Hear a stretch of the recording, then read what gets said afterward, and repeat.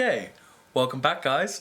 Today we are going to be repotting this dire straits Monstera adansonii. I'm moving it into a slightly smaller pot and adding even more drainage to the system because it just keeps retaining humidity and it just keeps killing off the stems. So to remedy all of that, I've decided to put it into a smaller pot and increase drainage. I'm also going to be doing the quarantine plant tag by Plantastica or Reb. So whilst I sort through all these various little cuttings and things, why don't we start with the questions? So I've got a bin of some soil and mainly perlite actually. Which will kind of be where I dump it all in together, mix it up again and really put loads of drainage into it. So, question number 1. If you ran out of food and had to start making salads out of your plants, which would be your first to eat and for which would you starve? Okay. So, I think the first I would eat, barring in mind that we understand that the vast majority of our beloved houseplants are incredibly poisonous and we should never ever be eating them. That aside, in the world where they are nutritious and, you know, probably won't cause you a horrible upset stomach or anything else, I would say my adansonii. I bloody hate it. I think it's also going to be the answer to the next question I answer. The one for which I would starve would probably be my pink princess. It just... I know everyone has their, like, certain opinions on pink princesses. And, okay, I get it. I do. Some people love them. Some people hate them. Like Adam, I see you. And I will avenge them. So the reason behind that, because I've got a lot of, like, you know, really cool variegated plants and that, but the pink princess has just, it was my first ever, like, quote-unquote rare plant, like, good 4 years ago when I very first started out, and I was, like, kind of burnt through the everydays that we see in, like, big box stores. Like here in the UK we have like B&Q and Homebase, and you know, I'd go to local garden centres and I'd see, like, you know, a couple cool philodendrons here and there, but there was never anything that was like groundbreaking, you know. And then I heard about the pink princess. Now I had already gotten a philodendron urubescens from a now semi-disgraced eBay seller who I used to order from a lot until they decided to be just absolute dick bags. And essentially, I loved the structure, I loved the leaf shape, I loved the stem. And then when I found out that it had all these crazy cultivars, I started looking into them. And then I started seeing photos of pink princesses on Instagram. I know, how very cliche of me. And when I did, I fell in love. Like, those huge pink stems and, you know, the black and the red and the bright pink. Even the white splashes you get on the immature leaves. I was obsessed. So, no shame, I would absolutely starve for my pink princess. This is going to be dodgy, but I'm going to lean this. No, I'm not. I'm going to hold this whilst I mix the soil. Question 2. You've used up all of your rubbing alcohol and pest control products, and your 5 favourite plants have become infested. Do you and your family eat off dirty dishes and go sober so you can use the last of your dish soap and vodka for the plants? So, I live alone. Well, I live in a shared house, but I live alone. And let me tell you, I would absolutely put my fucking plants first. I've got no shame in saying that. I've got the means to clean my dishes in other ways. For example, did you know that urine is sterile? Just throwing it out there. Then maybe leave them outside in the rain, let them get nice and wet. Maybe some springtails will come along and, you know, just eat away anything left over on there. But yeah, so you know, I would if I had a family, they would be starving. Question number 3. How many times have you reorganised your plants since quarantine? Not that much, because my setup is a janky rickety mess most of the time. So, well, that's kind of a lie. I guess I'm always slowly relocating, because I'm always alternating certain plants in and out of ideal positions, because the only window I have in my bedroom is a northwest facing window, which, as we all know, is the kiss of death for, you know, the vast majority. It's just not enough light for the vast majority of plants. So I've got like 6 or so grow lights in my room, but I've also got over 400 plants. So I have to kind of once in a while, you know, go through and really decide what plants are going to have a really good few weeks, what ones look good and can take maybe a little bit of a light-based beating for a few days. I'm also consistently moving cuttings in and out from lights, because with grow lights, they sprout so fast with roots, and then you're already potting up just a matter of weeks, if not days, sometimes later. My most prolific grow light growers are String of Hearts, Ceropegia. They grow like crazy under my grow lights.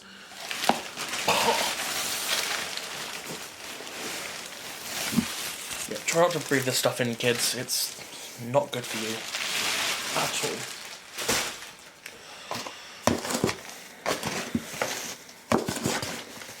And whatever's left of this mix, I will take outside to use for my outdoor succulents that I'm putting out for spring, because goodness knows they like it extremely porous and airy. So, question 4. How many hours per day are you spending browsing plants online, and have you purchased any? Much like AA, I've got a problem, and that is, I just keep buying plants online. All the time. I rarely actually go out to plant shops, only because we haven't got the biggest selection here. Once you kind of get past that sort of beginner stage of like spider plants, pothos and ferns, there isn't a whole lot for you to go out and grab. I kind of did a little peperomia trip to a local garden shop, because I knew there were a few cultivars that would be readily available there. But that was well over probably 6 months ago now. And all my peperomias since then have come from online. So yeah, I've gotten a few plants over the past month or so. I got my new snake plant, which I unboxed and stuff and potted up. I got a new jewel orchid. I got a new cissus. I have just ordered a Cissus quadrangularis and Senecio macroglossus cutting set from Spain. So let's see how well that does getting here. I didn't really worry too much, because both of them are really hardy plants and they are cuttings. So as long as they're kept like dry, they should be fine. But we'll see how that goes. So I'm going to start popping soil into the pot now, and the pot I've chosen, because I'm a basic bitch, is this IKEA terracotta. Now I love the smooth edge terracottas. I think they're really pretty, and it's got, you know, nice amount of drainage, and they come with these big chunky saucers that kind of, I'm not the biggest fans of them. They look a bit too meh for me, But I've also got the typical terracotta sources behind me as well, so who knows. But I do need to put my base layers in for this.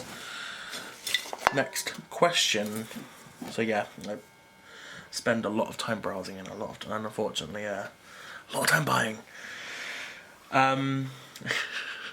You ran out of toilet paper, and oh god, it was a doozy. Which plant do you reach for to achieve a nice clean wipe? That's actually quite a good question. I would say Adansonii, but it's got too many holes in the leaves. Like, you wouldn't want to wipe when you can see through it. I would probably reach for probably my pothos. Any of my pothos, to be honest with you.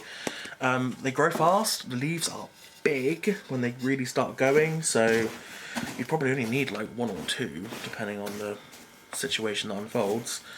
But I think I'd probably just hope that the water is still working and jump in the shower, to be honest. But yeah, the apocalypse is, you know, will not be televised, I imagine that. Okay.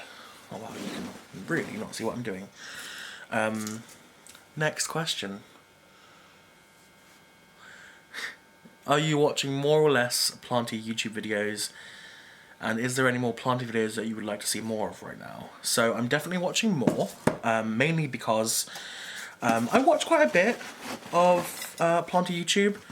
I like to first of all support my friends on here because they've all been so kind and lovely to me that the bloody least I can do is, you know, give them my patronage and, you know, say hi on their videos and tell them how much I love them and how much I love their videos and how jealous I am of their incredible plants, because that's unfortunately very true and I'm a jealous bitter bitch. But in terms of what I'd like to see, I don't really know, to be honest.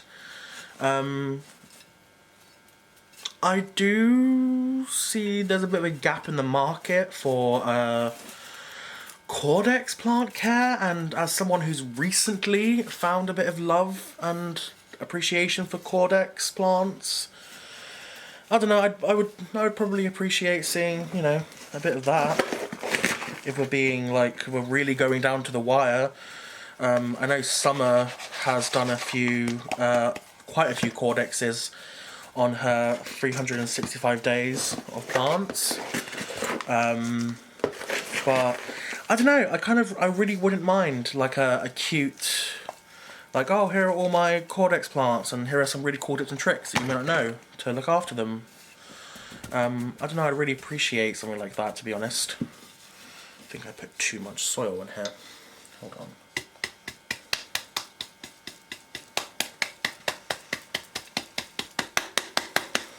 I think we're okay. So,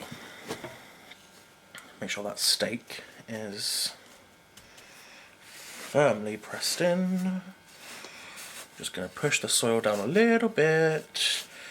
Oh, this mix is basically about 70% perlite.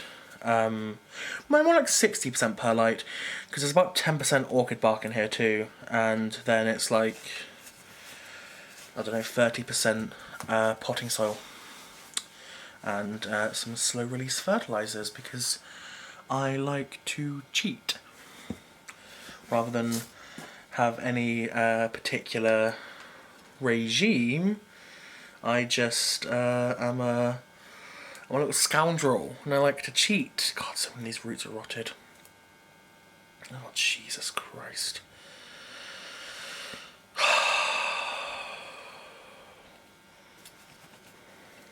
Sorry, there are a lot of cuttings that I put into here with hopes of having like a fuller, prettier plant, but just sort of replicated a more scraggly plant again and again. So, but there is that issue that pretty much all of the Adansonii in Europe and the US have mosaic virus, which is incurable and will just continue once it takes hold properly. It will just make everything ugly kind of forever, unfortunately. And, you know, these guys, you know, they aren't super duper happy in houses. They are from South America, so they definitely would prefer to be in a bit more of a humid, warm, sun-loving setting, but, you know, we can't always provide that, can we? So, question 7. If you had to fashion a mask out of a plant, which would you use and why? I've not got many that are big enough to go around a mouth and then fashion a mask out of, unless you like sew them together, in which case my Syngoniums have just like the loveliest foliage, and it's just like a little bit crinkled, and I think it's really soft and lovely, and probably couldn't breathe for it very well, but it would definitely be a nice thing to kind of go out in, you know. So I would, you know, tie together some cute Syngonium leaves and try and, you know, live out the apocalypse, I guess. Final question, and then I will show you this newly repotted plant in all its horror and give it some water. How many days post-quarantine will it be before you go out plant shopping again? Probably quite a few. As I mentioned before, I'm quite a homebody anyway, so this time right now hasn't really been much different for me. You know, I don't want to sound like morbid or anything, but depression and anxiety have been preparing me for this for a while now. So probably a while. Some of my local plant shops have shut down indefinitely due to all this. I would definitely like to go out and support them, because, you know, you should always support your local ma and pa plant shop. Definitely long before supporting a big box store. But I don't know, probably a while, to be honest with you. I do like I said, do most of my plant orders online. I guess you could count going to the post office when I missed a parcel to pick it up the next day, but I don't know. Probably a long while. But thank you for the questions, Reb. They were riveting. And let me show you this tall baby, because she's pretty tall. She's not doing the worst. She just has a bunch of like really crispy leaves, and I'm just not a fan of the crispy leaves. And, you know, I want her, when I first got her a few years ago as like a single tip cutting, she grew in the most beautiful way with these massive leaves. And then I moved back to Manchester and she just collapsed on, you know, herself. I just don't have the same light here. She was pushed, like, she was about 2 feet away from a south-facing window. She was in this tiny, I think it was actually in this pot, one pot with pot insert inside of it. And she just shot up the side of my wall, the corner of my wall, my old bedroom. And it was incredible. But speaking of, here is a photo of her. If it will focus, you can kind of see that huge green mass.